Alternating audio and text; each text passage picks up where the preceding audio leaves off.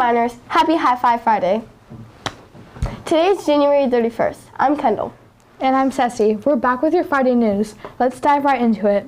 This week we've been focusing on something super important, social intelligence. It's all about understanding others, working well with them, and being aware of how your actions affect people. It's a big part of being a great friend and teammate. That's right. Social intelligence helps you understand when someone's feeling happy, sad, or frustrated. Even if they don't say anything, it's about listening, noticing, responding in a positive way.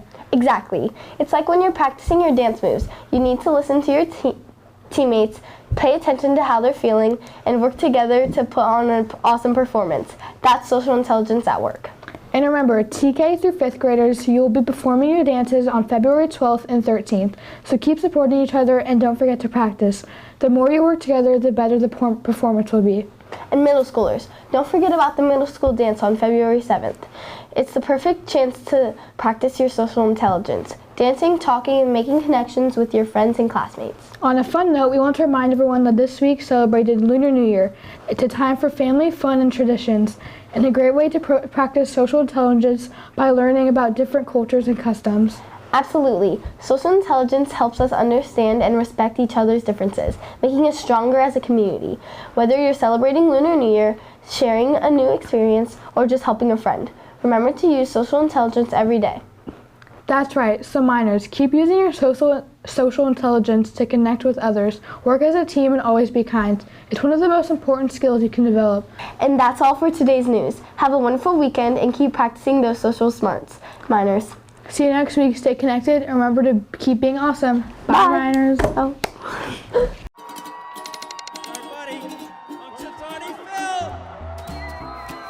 As the tradition goes, every year on February 2nd, Phil the groundhog comes out of his hole in Puxatawney, Pennsylvania. If he sees his shadow, we'll supposedly get 6 more weeks of winter.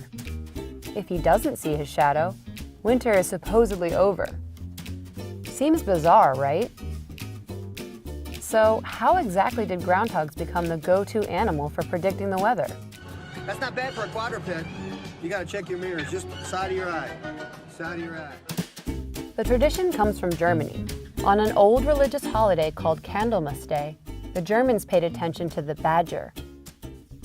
Candlemas Day was the midpoint between winter solstice and the spring equinox, around February 2nd. If the badger saw its shadow, it meant that a second winter was coming. When the practice came to the U.S. in 1887, the groundhog was chosen because badgers aren't native to eastern North America. While it may seem random, there is some logic to turning to the groundhog for weather predictions. Like badgers, groundhogs, also known as woodchucks or whistlepigs, are considered true hibernators. When they emerge from hibernation, it means winter is almost over. In winter months, their body temperature drops 62 degrees. Comparatively, if a human body temperature drops just 4 degrees, it goes into hypothermia. A groundhog's hibernating heartbeat is only 5 beats per minute. In warmer months, its heart beats 80 times per minute. Their breathing slows down in winter too. It can go from 16 breaths per minute to about 2 during hibernation. However, the idea that groundhogs are predicting the weather when they come out of hibernation may be a bit of a stretch. It's 6 more weeks of winter. It must be! The real reason groundhogs come out of their holes in early February is to look for mates.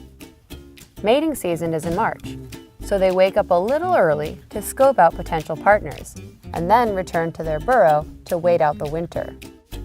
Whether the groundhog sees its shadow on February 2nd has more to do with the weather that day than the groundhog itself. After all, Puxatawney Phil has only been right about 30% of the time. What? Get it right for a change. So we're probably better off listening to meteorologists, or just flipping a coin.